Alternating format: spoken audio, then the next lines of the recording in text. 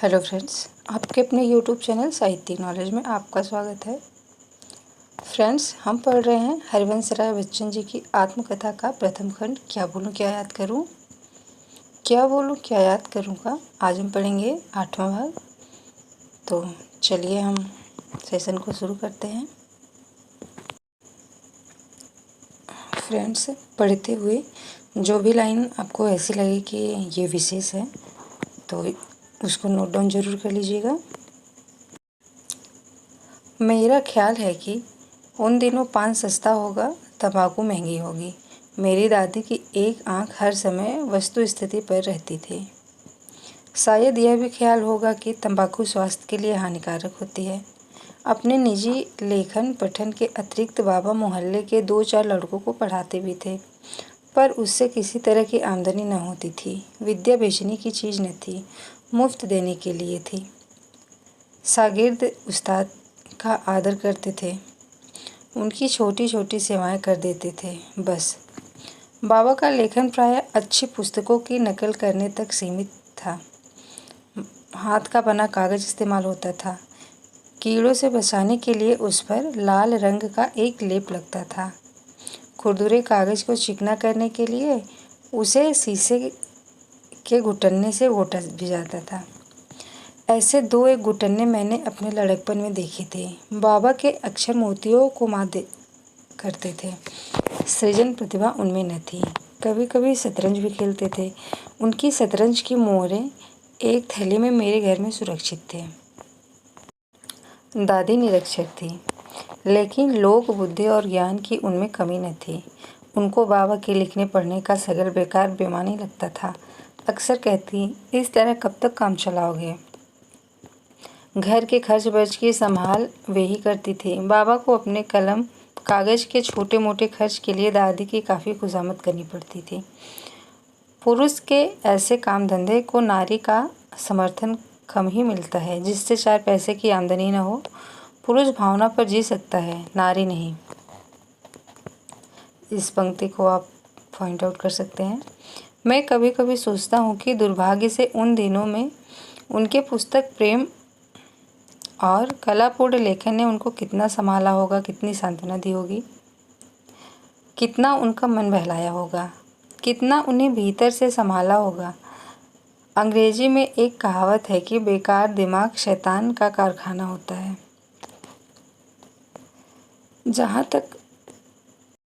जहाँ तक मुझे मालूम है, बाबा में कोई ऐसा दुर्गुण या व्यसन नहीं था जिसके लिए उन्हें लज्जित होना पड़ता, या उनके वंशजों को। मैंने अपने लड़कपन में जब भी जिससे भी सुनी, उनकी प्रशंसा ही सुनी। उच्च और उदात्त से चिपके रहने में निश्चय ही उनके स्वाध्याय का बहुत बड़ा हाथ होगा। लड़कपन में उनके बस्ते को देखकर मैं अक्सर कल्पना करता था कि बड़ा होकर मैं इस सब पुस्तकों को पढ़ूंगा, पर कतिपय अनिवार्य कारणों से वे अक्षर मेरे लिए अपरिचित ही रह गए। मेरा ऐसा अनुमान है कि उन्होंने सादी, हाफिज, मौलाना रूमी आदि फारसी लेखकों को गहराई से पढ़ा होगा, जिनसे उन दिनों का शिक्षित समुदाय संस्कार और प्रेरणा ग्रहण करता था। पढ़ने लिखने को मैं जीने का अस्थानापन नहीं मान पाता। उनके पढ़ने लिखने का जो भी सद्भाव उनके मन पर पड़ा हो, बाबा ने साहित्य को पलायन ही माना था, या साहित्य में पलायन किया था। यदि मेरे सामने आज विकल्प हो कि नायब साहब का जीवन जीऊं कि भोलानाथ का, तो मैं निर्विकल्प नायब साहब का जीवन जीना पसंद करूंगा। जीवन के मारे हुओं के प्रति मेरे मन में संवेदना भले ही हो। प्रशंसक हूँ मैं जीवन से जूझने वालों का ही। ये लाइन मोस्ट इम्पोर्टेंट है कि बच्चन जी किसका जीवन जीना चाहते हैं, भोलानाथ का या नायब का, तो नायब साहब का जीना चाहते हैं। ये लाइन यहाँ से आप पॉइंट आउट कर लीजिएगा। मैं निर्विकल्प नायब साहब का जीवन पसंद करूँगा। जीवन के मारे हुओं के प्रति मेरे मन में संवेदना भले ही हो, प्रशंसक मैं जीवन से जूझने वालों का ही हूँ। यहाँ तक आप पॉइंट आउट कर लीजिएगा। बाबा जीवन के शिकारी थे, पर बाबा जीवन के शिकारी। नहीं तो वे जीवन में शिकारी।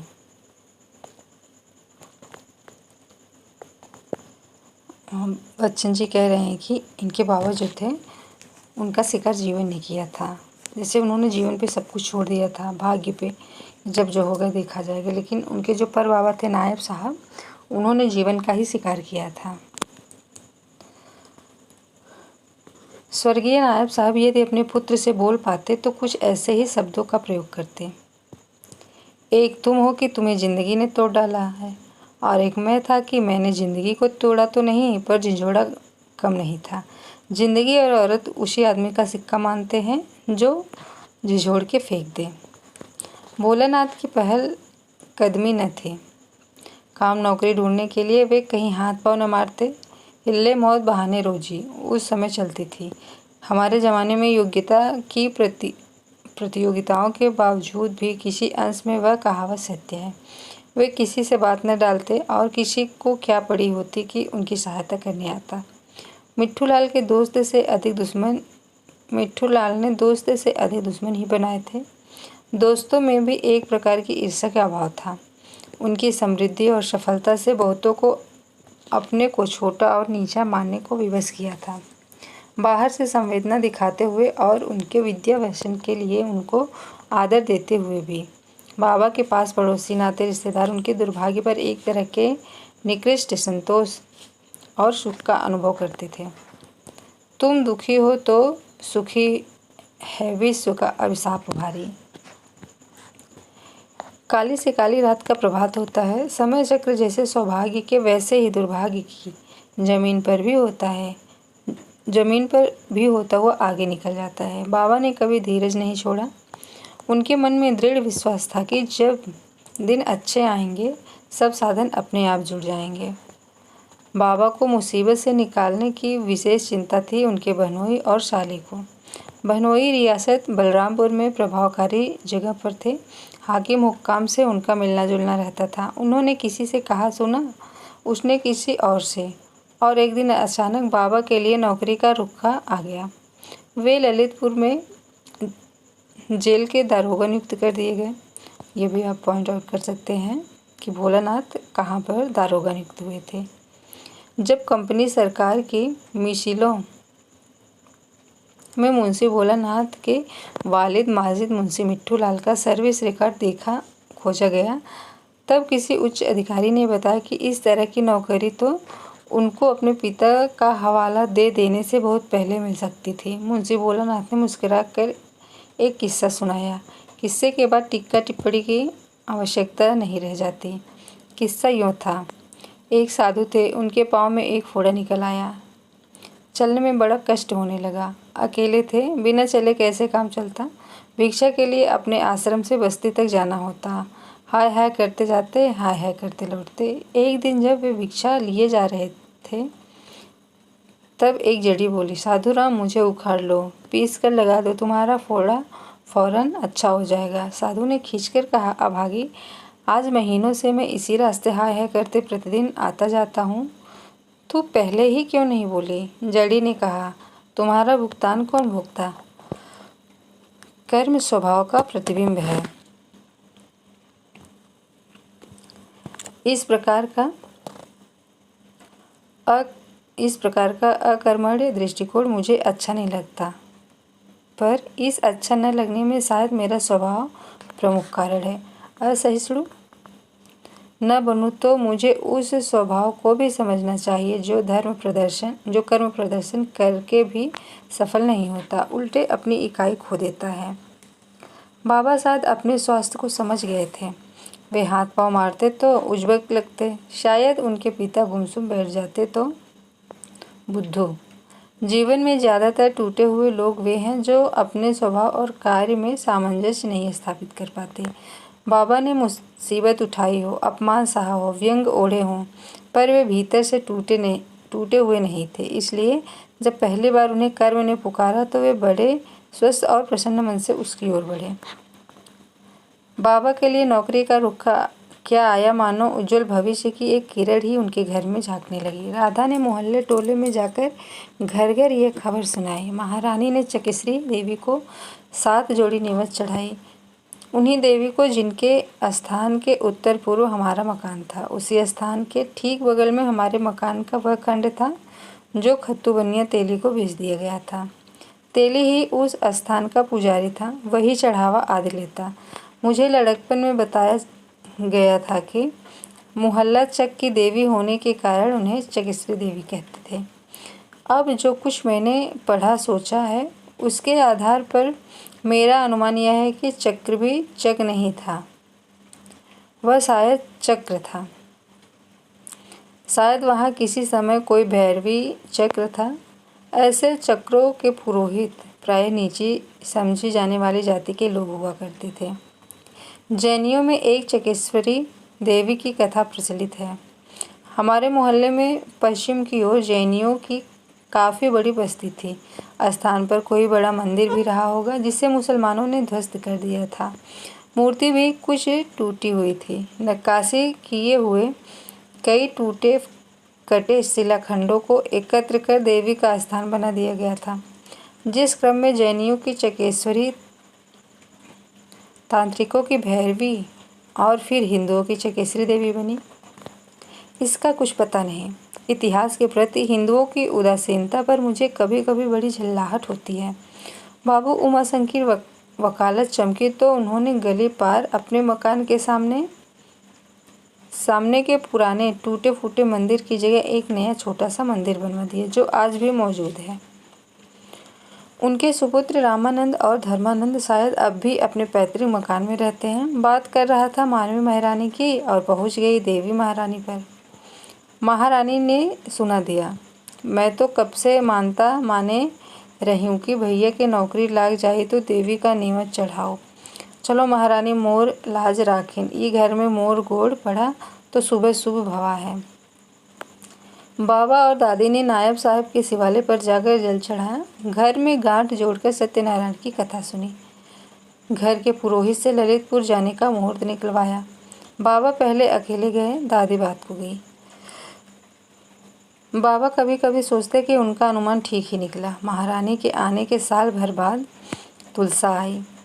तुलसा अभी साल की नहीं हुई थी कि नौकरी लग गई। उनकी चलती तो राधा महारानी और बुद्धि को भी ललितपुर ले जाते, लेकिन दादी के डर से चुप रहे। दादी ने नौकरी का श्रेय तुलसा के चरण को दिया।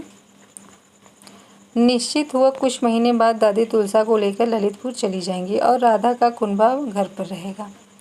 बाबा चलते समय खत्तू बनिया को कहते गए थे कि इन लोगों को खाने पीने की तकलीफ न हो, हिसाब किताब वे लौटने पर कर देंगे।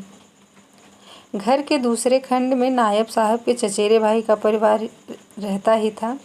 दादी को पहुंचाने के लिए मुंशी आनंदी प्रसाद गए। वे रिश्ते में दूर के देवर लगते थे। तो भोलानाथ को ललितपुर पहुंचाने के लिए कौन गया था? मुंशी आनंदी प्रसाद गए थे। और शहर से 8-10 मील दूर ऐनउद्दीनपुर गांव में रहते थे। हिंदू इसको अब भी आनंदीपुर कहते हैं। शायद इसका यही नाम पहले रहा होगा। मुसलमानी सल्तनत में नामों को बदलने की ऐसी कूटनीति अक्सर चलती थी। मैंने कहीं पढ़ा था कि बहराइच के बाले मियाँ के मेले की कल्पना पुराने बालार्क तीर्थ पर की गई थी। सैयद सलार की मजार तो कुछ मील दूर पर है। मुसलमानी राज में जिसे इलाहाबाद नाम दिया गया, वह पहले इलाहाबाद था। खैर, मैं कल्पना करता हूँ कि दादी ने चलते समय महारानी को देखकर मुख से नहीं तो आंखों से ज़रूर कहा होगा कि अब तुम ई घर में बैठ गई हो तो हम ही उठ जाई थे। उस जमाने में इलाहाबाद से ललितपुर की यात्रा कुछ पैदल, कुछ बैलगाड़ी, कुछ सिकरम अर्थात ऊँट गाड़ी से की जाती थी। लगभग 3 सप्ताह से 1 मास तक लगते होंगे। जब रेल नहीं चली थी तब दूर की यात्रा के लिए अक्सर सिकरम का उपयोग किया जाता था। मेरे लड़कपन में एक गीत गाया जाता था जिसका मुखड़ा भर मुझे याद है। जब से चली है रेलगाड़ी, कदर सिकरम के बिगाड़ी। जब रेल मोटरें नहीं होती तो छोटे, मेरा मतलब है शॉर्टकट वाले और कच्चे रास्ते भी खूब चलते थे। मुसाफिर एक दूसरे के प्रति सहानुभूति रखते थे, ज़रूरत पड़ने पर सहायता करते थे। रास्ते में पड़ने वाले गांव के लोग इस बात से प्रसन्न होते थे कि लोग उनके यहाँ ठहरे। वे बड़ी खुशी से उनके खाने रहने की सुविधाएं जुटा देते थे। समय सस्ते का था, उन्हें भी नए नए लोगों से मिलने का अवसर मिलता था। दूर दराज की खबरें मिलती थी। यात्रियों के द्वारा एक जगह से दूसरी जगह समाचार और छोटे मोटे सामान भी भेजे जाते थे। विश्वास और सद्भाव सामाजिक जीवन के स्वाभाविक अंग हैं। ये भी आप पॉइंट आउट कर सकते हैं। विश्वास और सद्भाव सामाजिक जीवन के स्वाभाविक अंग हैं। बाबा ने अपने साथ ले जाने को पीतम्बर पंडित को लिया। ये वही थे जिनको मेरे पर बाबा ने अपने ही मकान के एक खंड में बसाया था। कहते हैं गदर में उन्होंने साहब के एक बाबा को भुसौले में छिपा रखा था। जिंदगी भर उनके लिए 10 रुपये महीने की पेंशन विलायत से आती रही। साथी के रूप में ब्राह्मण को चुनते समय अवश्य ही बाबा को बीरबल का किस्सा याद आया होगा। एक बार अकबर ने बीरबल से कहा, लाओ बीरबल ऐसा नर, पीर बवर्ची भिस्ती खर। बीरबल ने एक ब्राह्मण को पेश कर दिया। दादी की यात्रा की मनोरंजक घटना थी कि भुइयाँ रानी का दर्शन। भुइयाँ रानी देवी का स्थान सीधे रास्ते पर नहीं था, लेकिन दादी ने वहां होते हुए ललितपुर जाने का निश्चय किया। सुनते हैं भुइयाँ रानी में एक तालाब है, उसी के किनारे देवी की चौरी है। बीच में पुराना पीपल का पेड़ है जिस पर लंबा लाल झंडा लगाया जाता है। छोटी सी बस्ती है। चौरी के पंडे भी हैं जो चढ़ावा इत्यादि लेते हैं। बघेलखंड में भुइयाँ रानी की प्रसिद्धि यह है कि वे बंध्या को पुत्र देती हैं, लुंज पुंज को काया। बहुत से लूले लंगड़े वहां जाते हैं, तालाब में स्नान करते हैं और उसकी मिट्टी निकालकर देवी की चौरी पर छोपते हैं, जो बरसात में फिर तालाब में बह जाती होगी। उसी मिट्टी को वे अपने बदन पर लेपते हैं। बहुत से वहाँ की मिट्टी में लौटते हैं और कहते हैं अच्छे हो जाते हैं।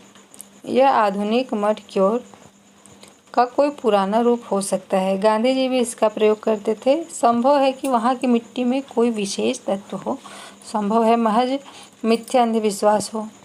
प्रायः निराधार अंधविश्वास हिंदू नहीं चलाते। ये लाइन भी मोस्ट इम्पॉर्टेंट है कि निराधार अंधविश्वास हिंदू नहीं चलाते। उनके पीछे कोई छिपा गहरा रहस्य भरा प्रयोजन रहता है। बहुत लोग केवल विश्वास के बल पर अच्छे हो जाते होंगे। आधुनिक चिकित्सा शास्त्र भी विश्वासो फलदायिका को बहुत से अवसरों पर ठीक पाता है। अर्थात विश्वास से जड़ी बूटियां, दवाएं भी असर करती हैं। देवी की चौरी की पूजा करते हुए कहते हैं, दादी का बायां अंग फड़का, जान गौरी अनुकूल सिए, ये हर्ष न जाहि कही, मंजुल मंगल मूल बाम अंग फरकन लगे। दादी ने वही पर मानता मानी कि अगर साल के अंदर उनके लड़का होगा तो वे भुइयाँ रानी के साथ परिक्रमा करेंगी, उनको साथ चुनरी चढ़ाएंगी। कुछ ऐसा हुआ कि ललितपुर पहुंचने के ठीक 10वें महीने उन्होंने एक पुत्र को जन्म दिया। उसका नाम प्रताप नारायण रखा गया। यही मेरे पिता हुए। तो बच्चन जी के पिता का क्या नाम था? प्रताप नारायण था। दादी का नियम था कि जब वे ललितपुर से इलाहाबाद जाती अथवा इलाहाबाद से ललितपुर, तब वे भुइयाँ रानी होती जाती। उन्होंने एक क्या कई 7 परिक्रमाएं की, कई 7 चुनरियाँ चढ़ाई। दादी के और कोई संतान नहीं हुई, न वे चाहती थी। पति पत्नी पुत्री पुत्र के छोटे से परिवार से वे परम संतुष्ट थे। ललितपुर कई कारणों से उन्हें बहुत पसंद आया था। यही आकर उनके पति की नौकरी लगी, यही उनको पुत्र रत्न की प्राप्ति हुई। उनके मन में इसका भी कम संतोष न होगा कि यहाँ रहते हुए राधा के कुनबे से उनका पिंड छूट गया। चाहे अकेलेपन का अनुभव क्यों न हो, दादी अपने घर मन की मालकिन बनकर रहना चाहती थी। ललितपुर में कोई नाते रिश्तेदार भी नहीं थे। दादी पर्दे में रहती थी। राधा महारानी और बुद्धि इलाहाबाद के पूरे घर में रहने लगी। पुरुष की आड़ सब प्रकार से हट जाने पर उन्होंने अपने को थोड़ा निराधार अवश्य पाया होगा, परंतु पहली बार परम स्वतंत्र न सिर पर कोई पाकर उन्होंने उन्मुक्ति की सांस भी ली होगी।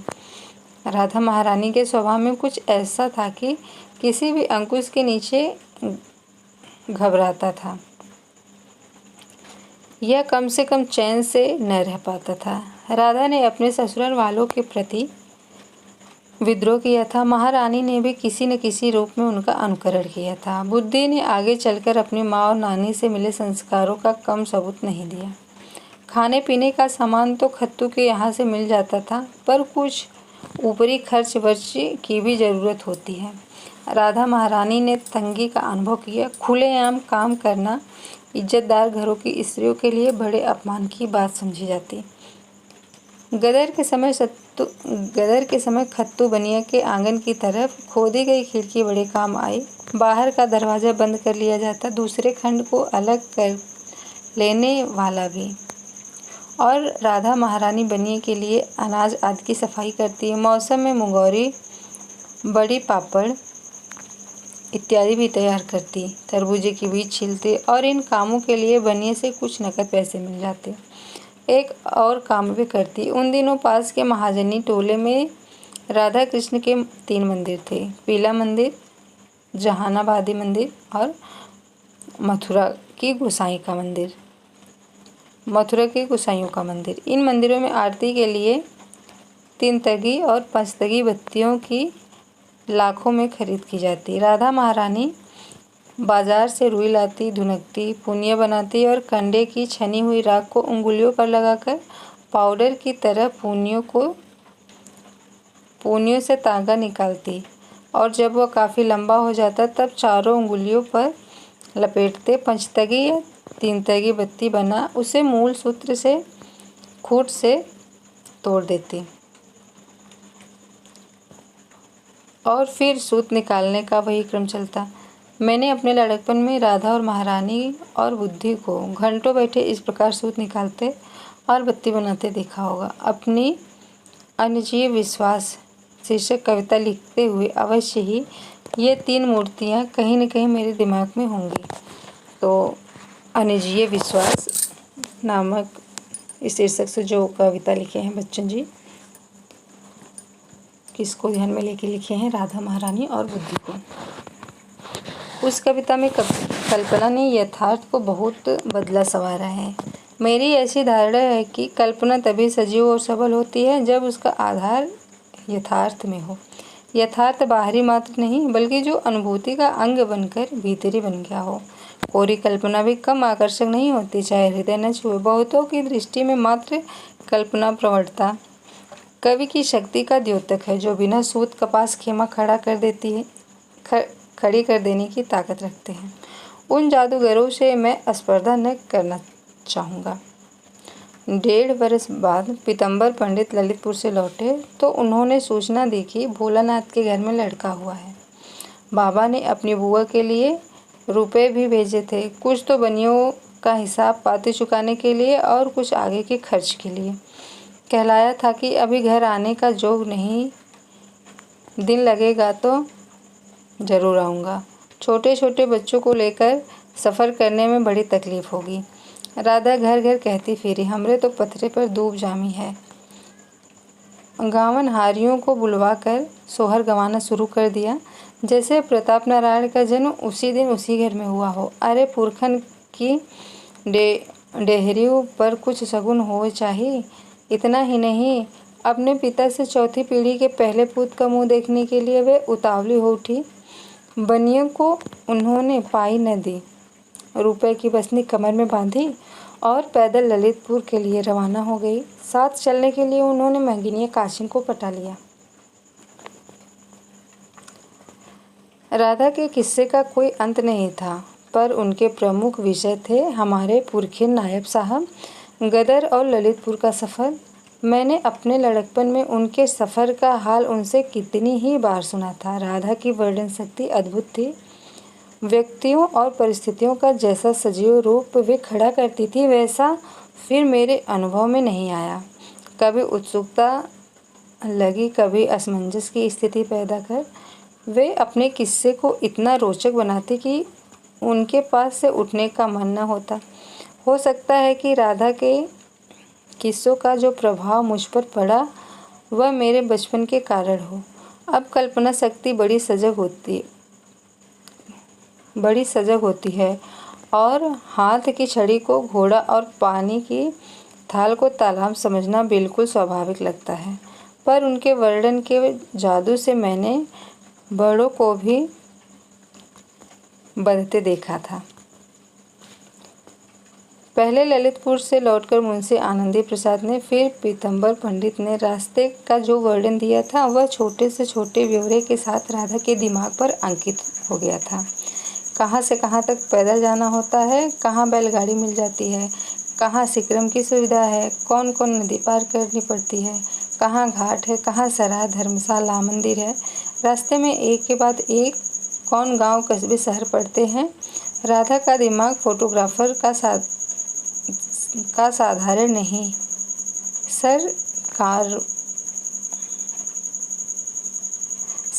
कारामा का कैमरा था, जिसकी कारामात का प्रदर्शन कुछ साल पहले दिल्ली में अमेरिका की एक कंपनी ने किया था, जो देखकर नहीं सुनकर ही सब स्थानों की तस्वीर खींच लेता था। राधा का यह गुण रास्ते में बड़ा काम आया। वे उस मार्ग पर इस आत्मविश्वास के साथ चलती गई जैसे कई बार उस पर आ जा चुकी हैं।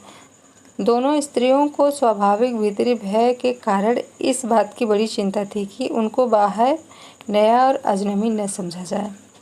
मौसम न ज़्यादा गर्म था न ज़्यादा ठंडा। कंधों पर उन्होंने एक एक दोहर तह करके डाल ली। कमर में एक एक चादर का फेटा लगा लिया। रात को यह बिछाने के काम आती। फेटा लंबी चलाइयों में कमर को कसी रखता था। साथ ही उसी में राधा का रुपया और महंगिनिया का गहना गुड़िया बंधा छिपा रहता। परदेश में उनको खनकाते चमकाते चलना, खतरा उठाना होता। इस प्रकार गहने ढोना महंगिनिया को न सुहाता। वह चटकती मटकती चलना चाहती थी, पर टोले की कमांडिंग ऑफिसर राधा थी। महंगिनिया सेकेंड इन कमांडर थी। राधा की आज्ञा उसे माननी पड़ती। कभी कभी वह उनकी अवज्ञा भी करती। एक बार उसका दुष्परिणाम भी हुआ। एक एक डोलची भी उन्होंने हाथ में लटका ली, जिसमें लोटा, डोरी, धोती, अंगोछा, सूटी, सुपारी, सरौता, चुनौती, सुमिरनी, गांधी जी की मिट्टी और एक गंगा जली रख ली। यह मिट्टी और गंगा जली रास्ते में बहुत उपयोगी सिद्ध हुई। महंगिनिया ने अपनी डोलची में एक ऐना भी रख लिया। हाथों में उन्होंने एक एक हल्की लाठी ले ली और चल पड़ी। लाठी में गुण बहुत है, सदा राखिए संग। इस पर मुझे एक प्रसंग याद आ गया।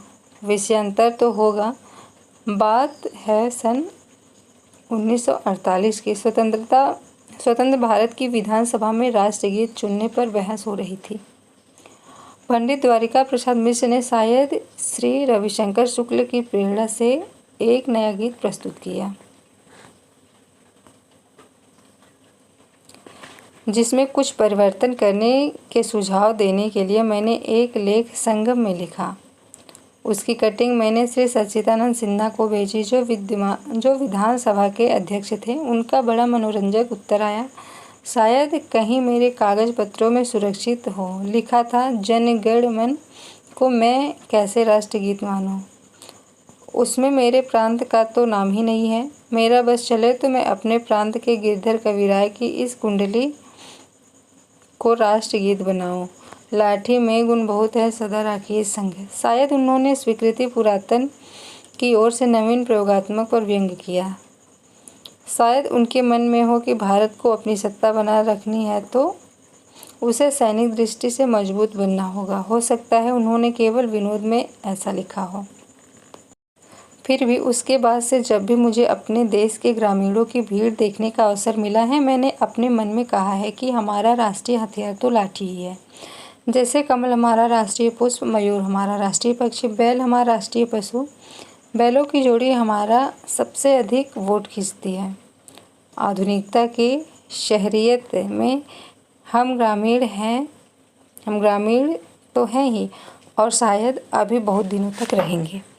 राधा और महंगिनिया जब एकाध रोज का सफ़र तय कर चुकी और उनको यह विश्वास हो गया कि अब जान पहचान वाला कोई न मिलेगा, तब उन दोनों ने मिलकर सलाह की, हम लोग प्रयागराज की ब्राह्मणी बन जाएं। सुमरनी गले में डाल लें। रोज़ सुबह नहाकर गंगा जी की मिट्टी का टीका लगा ले। जहाँ ठहरे लोगों को 2-2 बूंद गंगा जल बांट दे। फिर देखो सफ़र कैसे मज़े में कटता है। मुंशी आनंदी प्रसाद और पीतम्बर पंडित ने अपनी यात्रा का जो वर्णन किया था उसके अंतर को राधा ने गांठ बांध लिया था। मुंशी जी की असुविधाएं कंठस्थ थी। मुंशी जी की असुविधाएं कायस्थ थी और पीतम्बर पंडित की सुविधाएं ब्राह्मण की थी। अब क्या था, जहाँ पहुँचती उनकी बड़ी आवभगत होती। लोग उनके पाँव की धूल लेने पहुँचते। खिलाने पिलाने ठहराने के लिए गांव के घरों में होड़ लग जाती। 2 बूंद गंगा जल के लिए लोग दूर दूर से दौड़ते। कहीं कोई मृत्यु शैया पर पड़ा होता तो 2 बूंद गंगा जल के लिए उनकी न जाने कितनी विनती चिरौरी की जाती। सीधा एक आदमी के खाने के लिए आटा उनको सीधा दिया जाता। एक आदमी के लिए आटा, दाल, चावल, घी, नमक इतना मिलता कि लाद कर चलना मुश्किल होता। प्रायः वे बांट देती। और विशुद्ध गंगा जल की झारी तो 2 ही 4 दिनों में समाप्त हो गई, पर गंगा जी की मिट्टी की बदौलत हर नदी तालाब का पानी, सारी यात्रा गंगा जल बनता, लोगों को पवित्र करता, तारता चला गया। चलते चलते दोनों मिलकर गाती, एक नदिया एक नार कहावत, मैलो नीर भर्यो, जब 2 मिल एक बरन भय, सुरसर नाम पर्यो, प्रभु जी मोरे अवगिन चित्तन धरो। सूरदास की आत्मा अपने गीत को उस विद्रूपात्मक रूप में भी चारों खूट सार्थक और सटीक पाकर अवश्य ही अपने ऊपर मुस्कुरा उठी होगी। प्रभु में कुछ सेंस ऑफ ह्यूमर भी था। तो फ्रेंड्स, आज के सेशन में इतना ही। इस आत्मकथा की क्या बोलूँ, क्या याद करूँ, क्या जो आत्मकथा है इसकी आगे की घटनाओं को हम अगले सेशन में देखेंगे। फ्रेंड्स, लाइक, सब्सक्राइब और शेयर करने से आपका कोई चार्ज नहीं लग रहा है। तो यदि ये वीडियो आपके लिए ज़रा भी उपयोगी है तो कृपया चैनल को लाइक, सब्सक्राइब और शेयर ज़रूर कीजिए।